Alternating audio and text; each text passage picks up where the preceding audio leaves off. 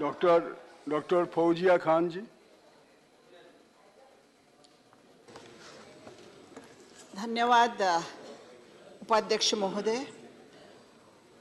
उत्तर प्रदेश के पिछड़े समाजों को न्याय देने के लिए लाया गया इस विधेयक का मैं स्वागत करती हूं।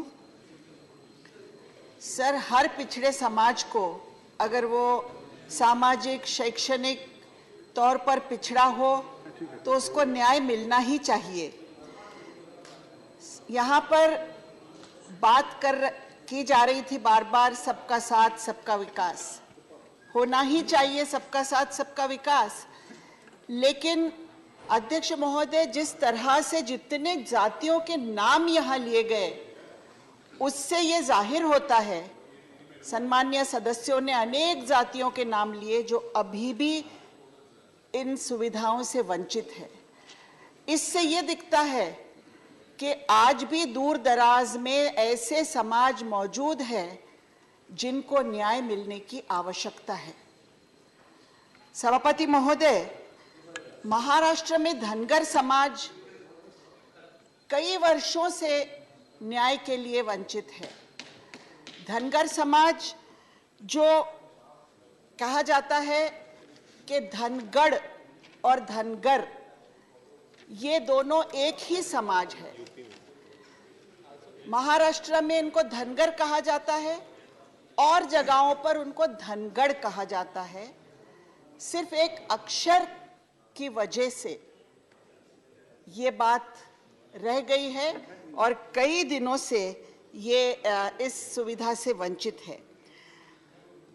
सभापति महोदय, एक सम्मानीय सदस्य ने यहाँ कहा कि नियमों के जालों में अटका हुआ विषय, ये विषय उसी तरह नियमों के जालों में अटका हुआ है सभापति महोदय, क्योंकि अगर सिर्फ एक अक्षर का सवाल है तो ये एक इतना बड़ा वंचित समाज जो है महाराष्ट्र में, इसको न्याय क्यों नहीं मिल रहा है।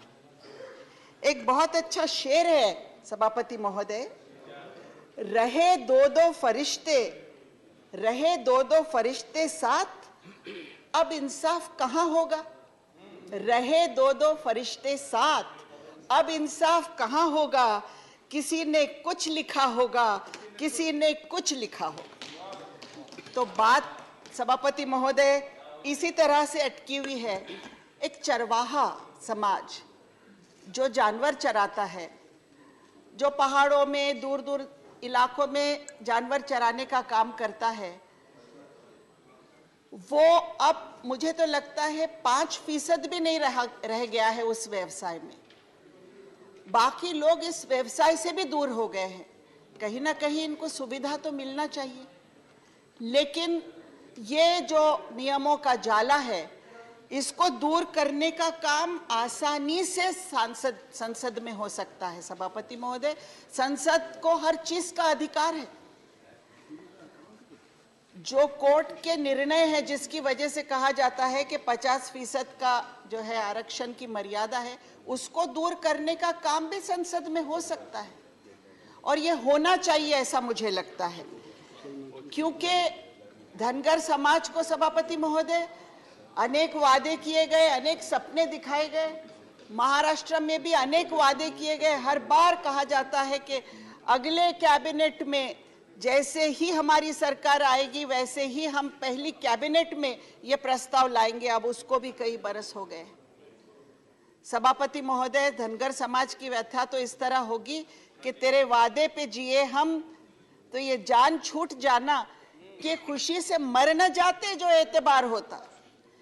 किस तरह एतबार करें हम। बात तो सबके साथ सबके विकास की करते हैं, लेकिन अगर इतने सारे हजारों समाज अगर वंचित है तो फिर कहीं ना कहीं हमें इस बात का विचार करना चाहिए।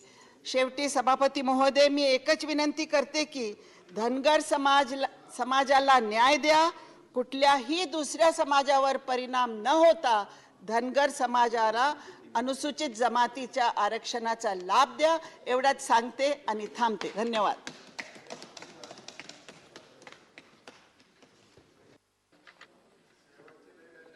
श्री जयंत चौधरी जी,